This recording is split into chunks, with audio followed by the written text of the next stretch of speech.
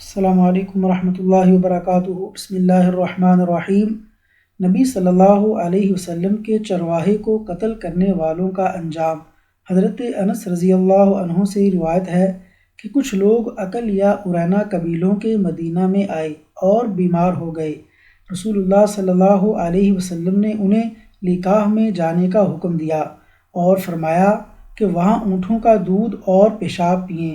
چنانچہ وہ لقاح نامی جگہ چلے گئے، اور جب اچھے ہو گئے تو رسول کریم صلی اللہ علیہ وسلم کے چرواہے کو قتل کر کے وہ جانوروں کو ہانک کر لے گئے۔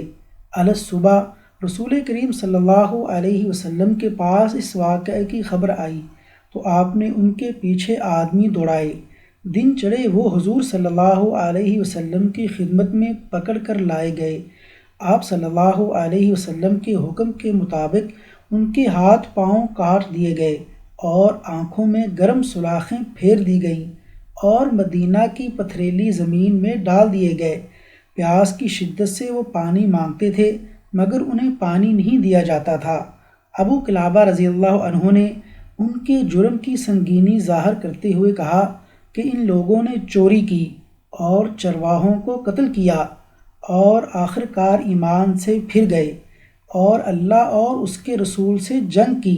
تشریح: یہ 8 آدمی تھے، 4 قبیلہ ارینا کے اور 3 قبیلہ عقل کے اور ایک کسی اور قبیلے کا تھا۔ ان کو مدینہ سے 6 میل دور ذوالمجد نامی مقام پر بھیجا گیا جہاں بیت المال کی اونٹنیاں چرتی تھیں۔